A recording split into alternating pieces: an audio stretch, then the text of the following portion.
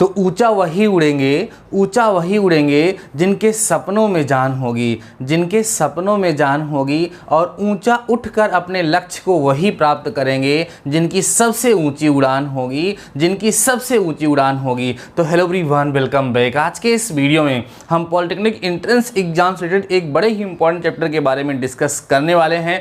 Dear students, previous video के help से मैंने आप लोगों को 10 डेज ट्रिप प्लान अनाउंस किया और उसमें आपका बहुत सारा प्यार देखने के लिए मिला। ये प्यार, ये डेडिकेशन आपको 10 दिन तक बनाए रखना है। कहीं पर भी कोई, देखो ध्यान से, जब भी आपको वीडियो मिलेगा आपको वीडियो जो है कंटिन्यूअसली पूरा देखना है और कॉपी और पेन लेकर के बैठना है, तब ज़्यादा मज़ा आने वाला है। ठीक है, मैं अभी एक वीडियो प्लान कर रहा हूँ आप लोगों के लिए कि पॉलिटेक्निक एंट्रेंस एग्जाम में बच्चे सक्सेस क्यों नहीं होते हैं, ऑनलाइन पढ़ करके भी उनको क्या प्रॉब्लम होती है, मैं इस पर डिस्कस करूँगा। तो अभी आज के इस वीडियो में मैं आपको एक नया चैप्टर पढ़ाने वाला हूँ जिसका नाम है गति के नियम, लॉज ऑफ मोशन। एक इंपॉर्टेंट चैप्टर है। इस चैप्टर से हर साल 2 से 3 क्वेश्चन पूछे जाने की संभावना बनी रहती है। तो आइए इस चैप्टर को हम काफ़ी डिटेल में डिस्कस करेंगे, अच्छे से आपको समझाएंगे, खूब ध्यान से आप लोग समझते रहिएगा। और हाँ, 11 बजे आपको 20 इंपॉर्टेंट क्वेश्चन मिलने वाला है, उसको देखना मत भूलिएगा। फिर 3 बजे आपकी मैथ्स की क्लास होगी, फिर 5 बजे आपको इंपॉर्टेंट क्वेश्चन मिलेगा। सो अब पूरा का पूरा दिन मेरा होने वाला है, इसको ध्यान लगा लीजिएगा। क्या जान लगा देंगे, जाने नहीं देंगे। आइए समझते हैं बच्चों, हमारे चैप्टर का नाम है गति के नियम, लॉज ऑफ मोशन। इसके पहले बच्चों हमने आपके साथ गति चैप्टर डिस्कस किया है। आशा करते हैं कि आप लोगों ने उसको देखा होगा। नहीं देखा होगा तो फिर से वही बोलूँगा, डिस्क्रिप्शन में लिंक रहेगा, जरूर चेक करो। एक दिन में सारे के सारी वीडियोस देख करके पुराने फिनिश कर दो, तब आगे बढ़ोगे तो मज़ा आएगा। गति के नियम में आपको पता है बच्चों कि 3 गति के नियम हैं। न्यूटन का प्रथम गति का नियम, द्वितीय, तृतीय नियम, 3 नियम होते हैं। लेकिन इन नियमों के आधार पर क्वेश्चन तो पूछे ही जाते हैं, उसके अतिरिक्त और सारे कॉन्सेप्ट छोटे छोटे जो आप लोगों से पूछे जाते हैं, सब हम कवर करते चलेंगे। तो 1 बाय 1 करके चलेंगे बच्चों। सही चैप्टर का जो नाम है वो है बल योम गति के नियम, लेकिन आपकी बुक में गति के नियम के नाम से दिया गया है, तो उसको हम लोग डिस्कस करते हैं। बोर नहीं होइएगा, ध्यान से बने रहिएगा। ठीक है, अगर आपको सिलेक्शन चाहिए तो आपको आराम से, मन से सारी की सारी बातों को सुनना है, एकदम रिलैक्स होकर के कॉपी और पेन लेकर के ढंग से बैठ जाइए और समझते चलिए हमारे साथ। जहाँ पर जो भी क्वेश्चन हम पूछें उसका रिस्पांस दीजिए, कमेंट करिए और अपने दोस्तों को शेयर जरूर कर दीजिए। हमारा ये टारगेट है कि हमारी ये 10 डेज की फर्स्ट क्लास है और इस फर्स्ट क्लास पे मिनिमम 5000 व्यूज़ आने चाहिए, जिससे देखो यार, अब तो एक आदत सी पड़ गई है कि जब आपका कमेंट देखने के लिए मिलता है तो मतलब एक अलग सा डेडिकेशन उत्पन्न होता है। जब वीडियोज़ पे 1000 लाइक आते हैं तो लगता है कि मतलब मेरा वीडियो बनाना सार्थक हो गया। तो उसको आप लोग मेंटेन रखिए जैसा आप लोग कर रहे हैं। सबसे पहले हम लोग जानेंगे बच्चों कि ये बल क्या होता है। ठीक है, बल क्या होता है, ठीक है, और इस बल का मात्रक क्या होता है, ये सारी बातें हम लोग डिस्कस करते हैं। तो बल क्या होता है बच्चों, आपको पढ़ाया गया है कि बल जो है वह बाह्य कारक है जो किसी वस्तु की स्थिति, आकार, पोजीशन, इन सब को बदल देता है या बदलने का प्रयास करता है, उसी को बल कहा जाता है। तो नॉर्मल सी बात है, डेफिनेशन आप लोगों से नहीं पूछी जाएगी। तो हमें याद क्या रखना है, बल का मात्रक, बल का जो मात्रक है, ठीक है, इसकी जो यूनिट है बच्चों वो एसआई यूनिट। ठीक है, यूनिट जो है इसकी इंग्लिश में भी कवर करूंगा, ध्यान समझते चलिएगा बच्चों।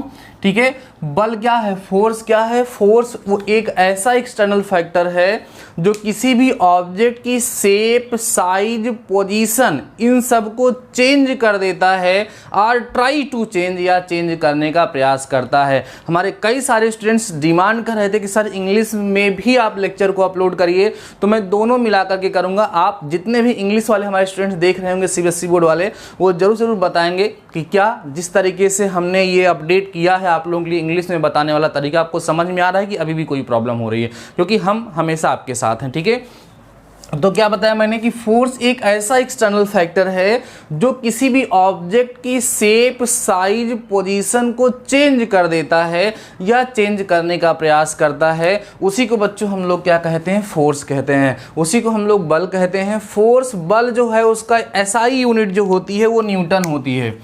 एसआई यूनिट, एसआई यूनिट जो होगी बच्चों इसकी क्या होती है, न्यूटन होती है। आप लोगों ने देखा है, और इसे हम एन से दिखाते हैं।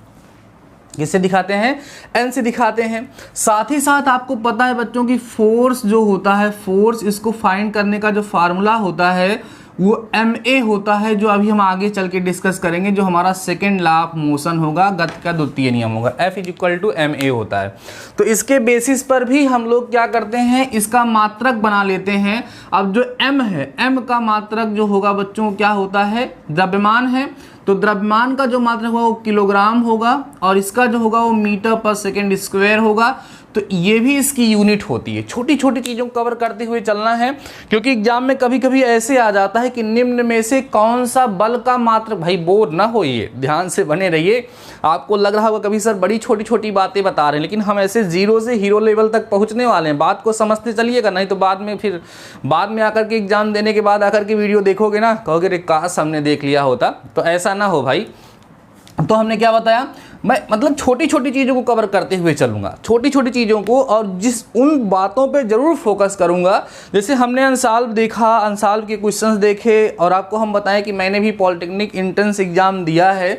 संयोग से मैंने 2 बार दिया था, दोनों बार मुझे गवर्नमेंट कॉलेज मिला था, बट मेरा एक लक्ष्य था कि मैं टीचर बनूँगा, तो मैंने वहाँ पर सिलेक्शन नहीं लिया और कुछ और भी प्रॉब्लम्स थी। मेरे घर के लोगों को ये मंजूर नहीं था कि हम बाहर जाएं, तो मैंने नहीं किया। बट मुझे पूरा एक्सपीरियंस है, मैंने उसका एग्ज़ाम भी दिया है और काफ़ी सालों से मैं पढ़ा रहा हूं बच्चों को, ठीक है। और वो तो आपने वीडियो देख ही लिया होगा हमारे स्टूडेंट का। ऐसे ही हम डिस्कस करते रहेंगे। तो क्या समझा बच्चों, इसका 2 मात्रक, एक न्यूटन और एक केजी मीटर/सेकंड²। मैंने बोला कभी कभी ऐसे क्वेश्चन आ जाते हैं कि जिसमें कहता है कि निम्न में से कौन सा बल का मात्रक नहीं है, इसमें से कौन सा फोर्स की यूनिट नहीं है। तो वहां पर न्यूटन दे दिया, केजी मीटर/सेकंड² दिया, और इसका एक मात्रक बच्चों आपको क्या पता है कि डाइन भी होता है। क्या होता है? डाइन होता है। और एक न्यूटन जो होता है बच्चों 10⁵ डाइन के इक्वल होता है, ठीक है। तो नॉर्मली यहाँ पे ये किस सिस्टम में है सर? ये CGS सिस्टम में है। कौन सा सिस्टम? CGS system. और ये कौन सा सिस्टम है? SI सिस्टम है। बातें समझ में आ रही हैं? तो याद रखिएगा बच्चों, यहाँ से जो निष्कर्ष मिल रहा है वो मिल रहा है कि बल के 3 मात्रक आप लोगों ने सीखा। एक सीखा न्यूटन, जो इक्वल हो सकता है केजी मीटर/सेकंड², दोनों एक ही चीज़ें होती हैं। दूसरा जो सीखा बच्चों वो आप लोगों ने डाइन सीखा, ठीक है। और ये जो होगा ये ग्राम मीटर/सेकंड² हो जाएगा, ठीक है। CGS सिस्टम में हो जाएगा, ग्राम मीटर नहीं होगा, ग्राम यहाँ पर सेंटीमीटर हो जाएगा, ग्राम सेंटीमीटर/सेकंड², यहाँ किलोग्राम होता है, ठीक है। तो फाइनली आपको ये यूनिट्स याद रखनी है। इनके बेसिस पे अगर आपके एग्जाम में क्वेश्चन आता है तो आप लोग इसको आसानी से कर लेंगे, उसमें कोई डाउट नहीं है। तो फोर्स क्या होता है, बल क्या होता है, आपने समझ लिए बच्चों। इसका मात्रक, इसकी यूनिट क्या होती है, 3 तरह की होती है। इस पे एक ही क्वेश्चन बन सकता है, यही कि निम्न में से कौन सा बल का मात्रक नहीं है। या दूसरा क्वेश्चन आपसे पूछा जा सकता है कि 1 न्यूटन कितने डाइन के बराबर होता है।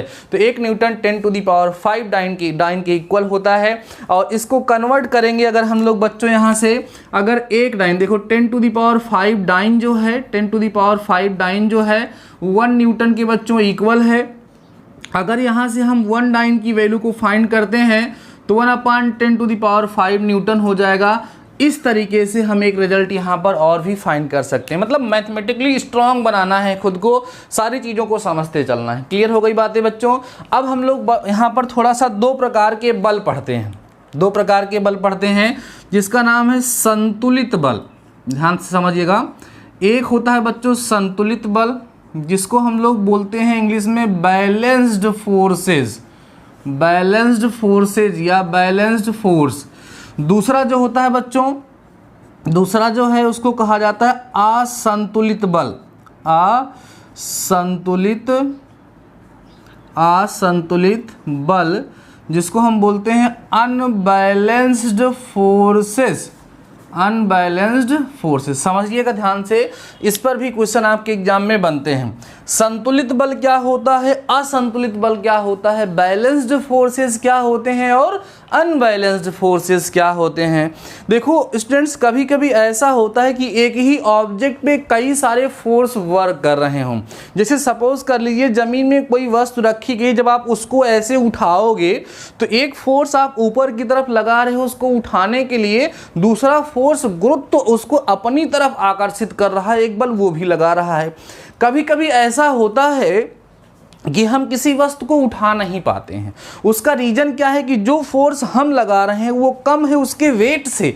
उसका जो वेट है उसके किसी का वेट होता क्या है, किसी भी ऑब्जेक्ट का वेट क्या होता है। पृथ्वी किसी भी वस्तु को जिस फोर्स से अपनी तरफ अट्रैक्ट करती है, अपनी तरफ आकर्षित करती है बच्चों, वही फोर्स, वही बल जो होता है वो उसका वेट, उसका भार कर, इसलिए F = mg होता है। तो वो फोर्स जो नीचे की तरफ लग रहा है, अगर उससे कम फोर्स हम ऊपर की तरफ लगाते तो हम ऑब्जेक्ट को उठा नहीं पाते हैं, वहाँ से वो हिलता नहीं है। तो इस सिचुएशन में जो फोर्स होता है उसको कहा जाता है कि बैलेंस होता है। क्या होता है, बैलेंस होता है।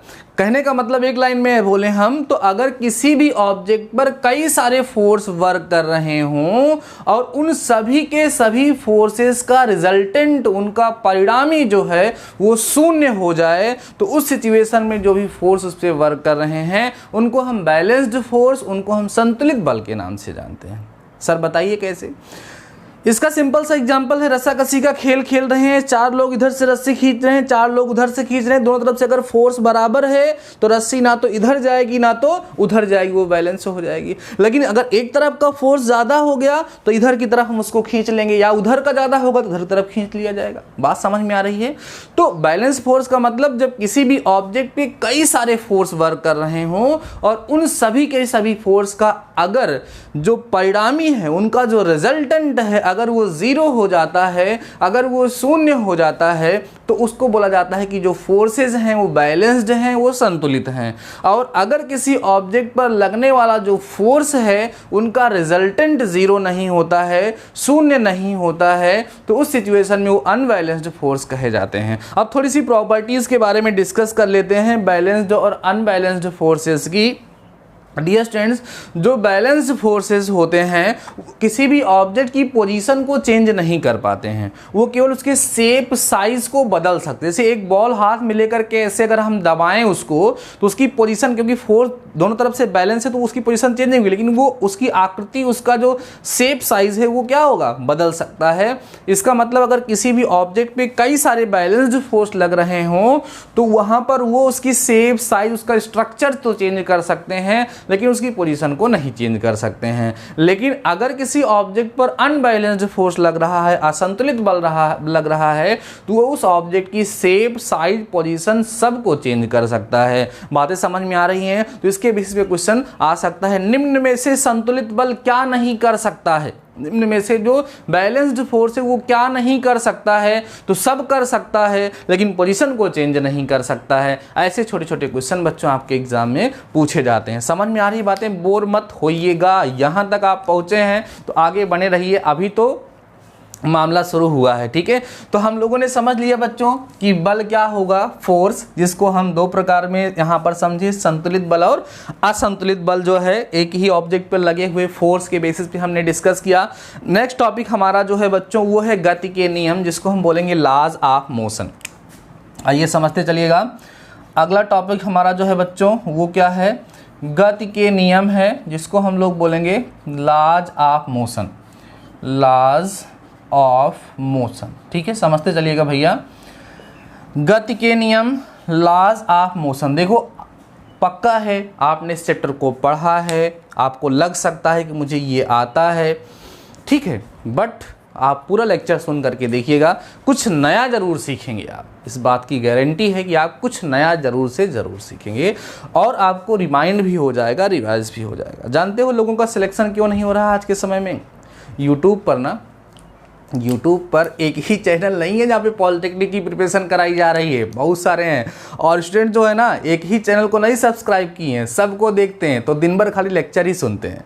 हम आपको ये सजेस्ट करना चाहेंगे कि आप मेरा वीडियो मत देखिए, कोई प्रॉब्लम नहीं है, ठीक है, एक लोग का देखिए। देखो मैं ये नहीं कह सकता हूँ ना कि बाकी सबको छोड़ करके केवल मेरा ही वीडियो देखिए, ऐसा तो नहीं कह सकता हूँ। हाँ, ये कह सकता हूँ कि केवल मेरा वीडियो देख करके आपका सिलेक्शन हो सकता है, किसी और को देखने की ज़रूरत आपको नहीं पड़ेगी।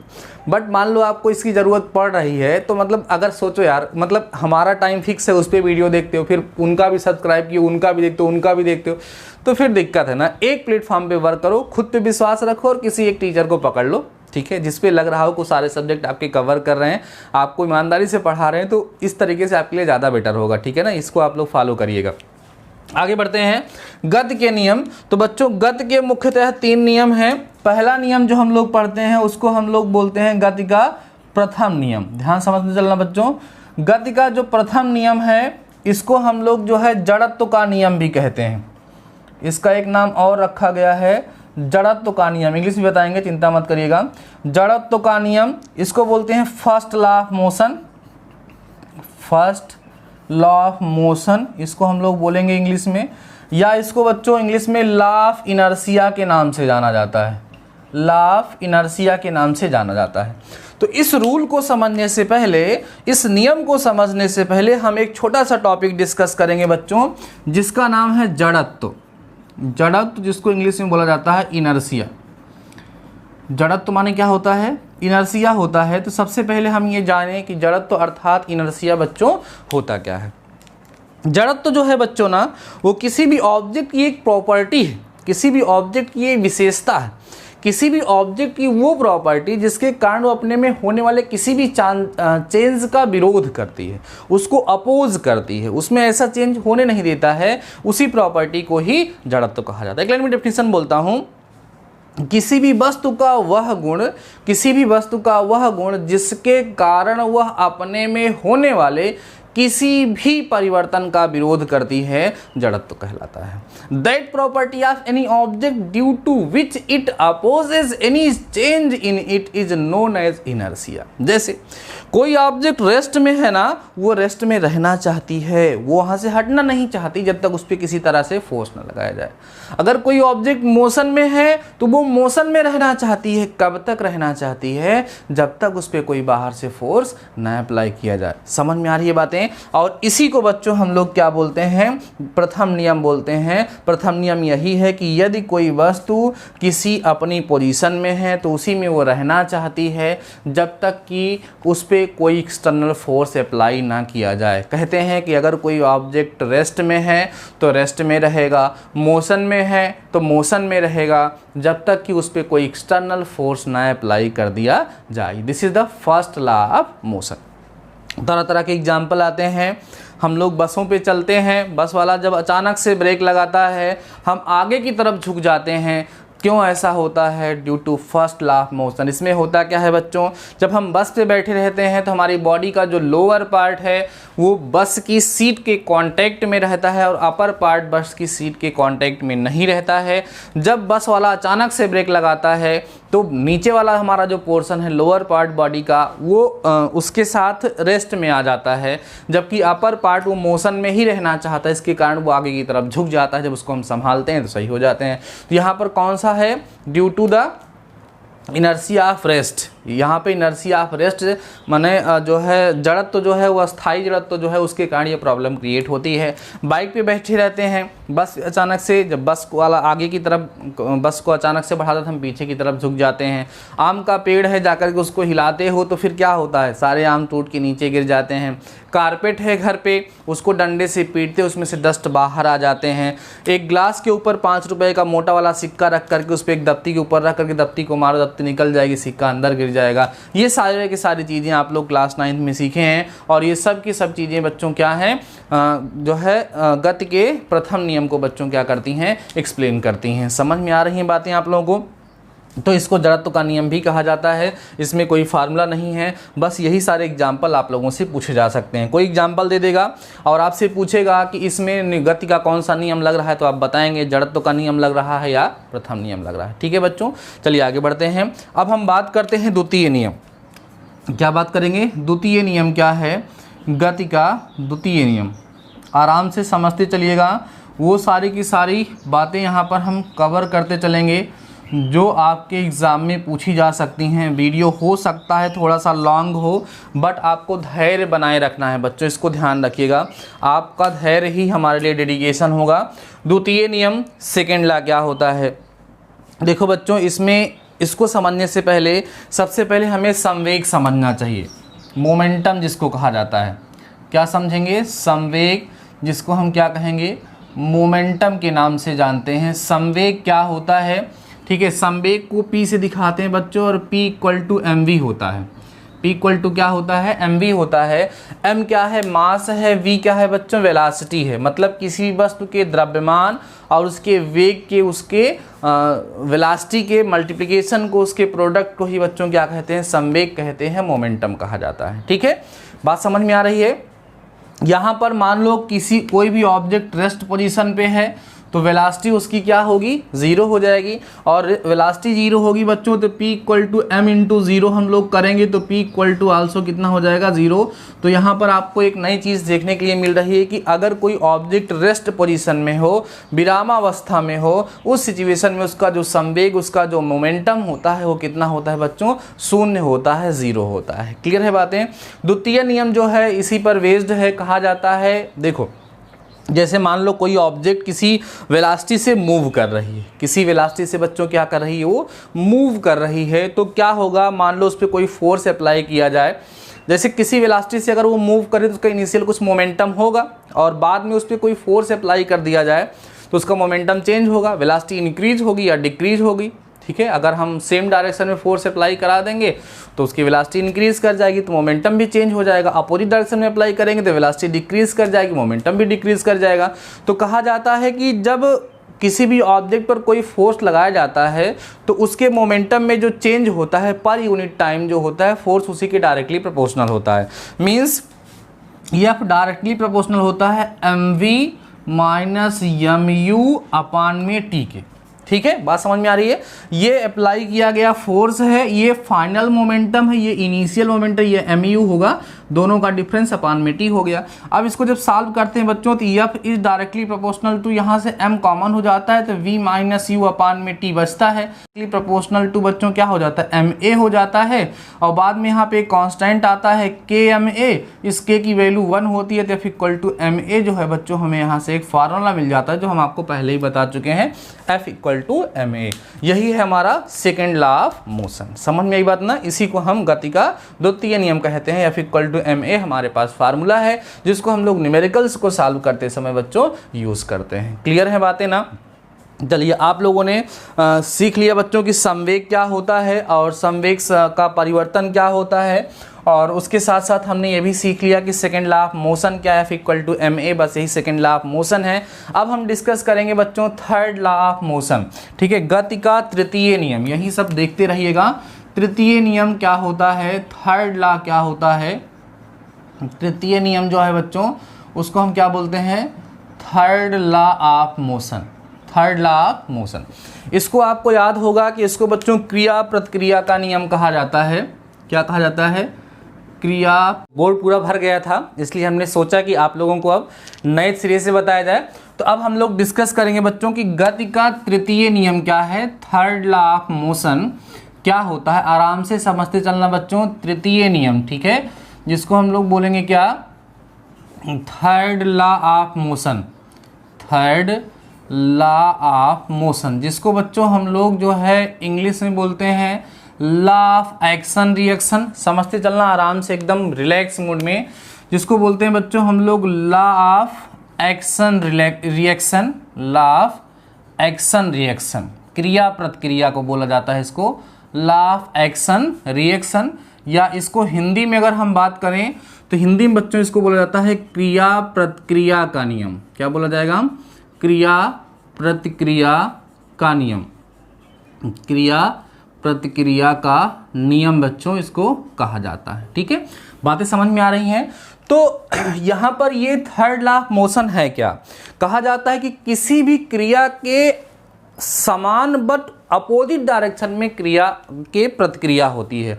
मतलब सिंपल लैंग्वेज में बोले तो हम जब किसी भी ऑब्जेक्ट पर कोई फोर्स अप्लाई करते हैं तो वह ऑब्जेक्ट उस पर भी उतना ही फोर्स अप्लाई करता है। ठीक है। जैसे इसका एग्जाम्पल क्या है बच्चों कि जब बंदूक से गोली फायर की जाती है तो गोली का वेग अलग होता है और बंदूक पर भी क्या लगता है, झटका लगता है, ठीक है।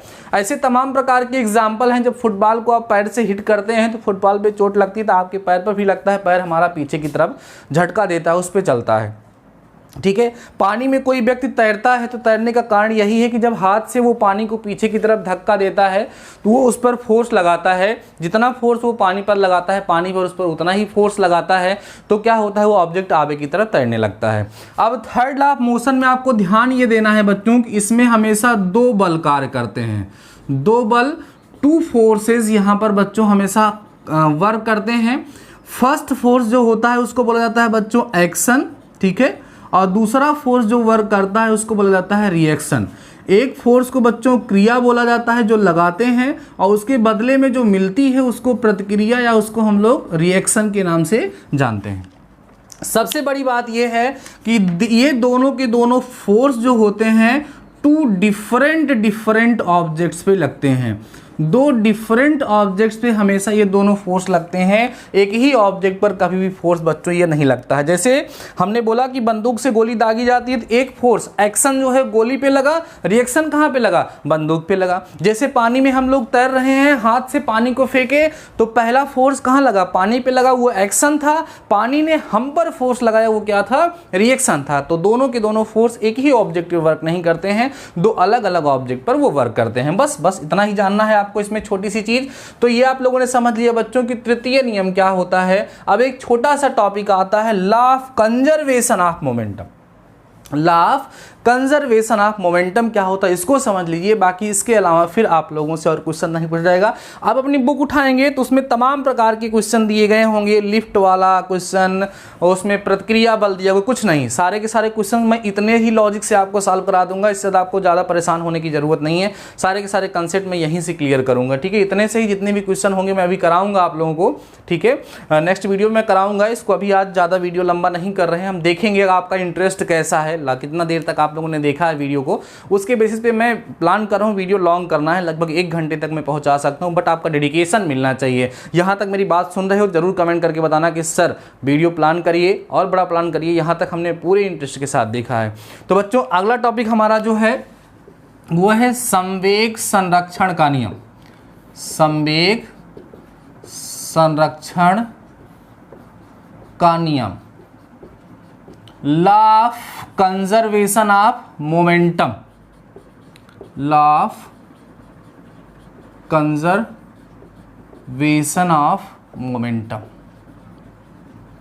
Law of conservation of momentum. समझ लीजिए। एक टॉपिक और बच रहा है बच्चों, बल का आवेग। हम 1 मिनट देख लेते हैं। हाँ, बल का आवेग बच्चों यहाँ पर बच रहा है, उसको भी बता देते हैं।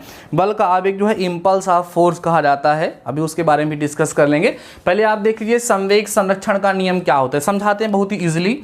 सपोज कर लो बच्चों एक हमारे पास कोई बॉल है या कोई ऑब्जेक्ट दूसरी बॉल है, इसका मास बच्चों m1 है, इसका मास m2 है। सपोज करते हैं कि दोनों एक ही डायरेक्शन में u1 वेलोसिटी और u2 वेलोसिटी से मूव कर रहे थे, जहां पर u1 जो है वो ग्रेटर देन u2 है, मतलब पीछे वाली जो बॉल है आगे वाले से तेज चल रही है। तो जाहिर सी बात है कुछ दूर जाने के बाद दोनों में क्या होगी, टक्कर हो जाएगी, दोनों में कोलिजन हो जाएगा, m1 m2 यहां पर हो जाएगा। तो ये इस पर एक फोर्स लगाएगी और ये इस पर एक फोर्स लगाएगी। तो आगे बढ़ने के बाद दोनों की वेलोसिटी जो होगी बच्चों क्या होगी, चेंज हो जाएगी। जैसे ये m1 है और ये m2, इसकी वेलोसिटी v1, इसकी वेलोसिटी v2 सपोज दैट हो जाती है।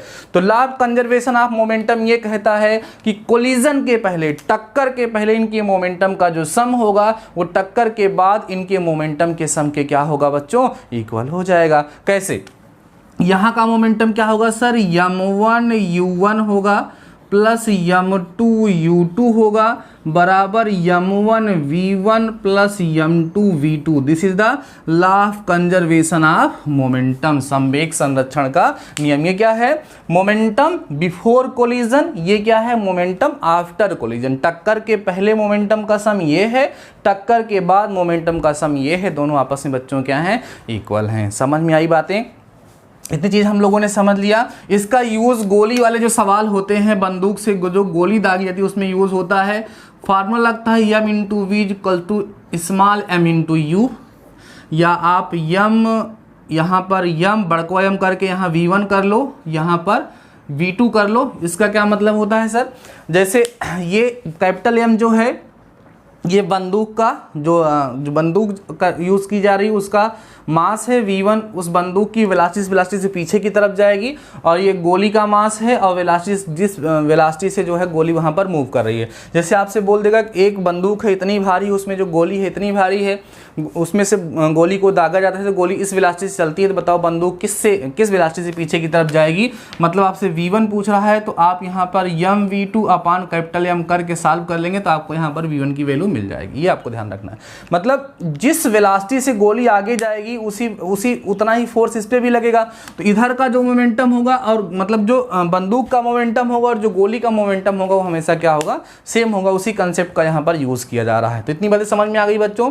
एक छोटा सा टॉपिक है जिसको हम कहते हैं आवेग, ठीक है, इम्पल्स ऑफ फोर्स कहा जाता है। ये जो इम्पल्स होता है बच्चों, इसको I=FT से दिखाते हैं। मतलब किसी भी फोर्स, किसी भी ऑब्जेक्ट पर कोई फोर्स कितने टाइम के लिए लगाया जा रहा है, उस फोर्स को उस टाइम से मल्टीप्लाई करने पर उसका आवेग, उसका इम्पल्स हमें फाइंड हो जाता है। बातें समझ में आई बच्चों आप लोगों को। तो आज के इस वीडियो में मैंने आप लोगों को गति के नियम के बारे में कंप्लीट डिस्कशन करके दिखाया है। आशा करते हैं बच्चों ये वीडियो आपको काफ़ी ज़्यादा हेल्पफुल लगा होगा। जितने भी कंसेप्ट मैंने यहाँ पर आपको सिखाए सारे समझ में आ गए होंगे। इस वीडियो को देखने के बाद अभी आप 11 बजे तैयार रखिएगा, आपको नेक्स्ट लेक्चर मिलेगा। टाइम टेबल की डिमांड आप लोग कर रहे थे, वो मैं बना रहा हूँ। आपको एक अच्छा टाइम टेबल दूंगा, बट अभी तो जो हमने शेड्यूल बनाया है उसके बेसिस पे आप वर्क करते रहिए। 9 AM, 11 AM, 3 PM and 5 PM फिर दंगल मचाते हैं और जान लगा देंगे, जाने नहीं देंगे। तो ठीक है बच्चों, आज के इस वीडियो में बस इतना ही। शानदार रहिए और पढ़ते रहिए।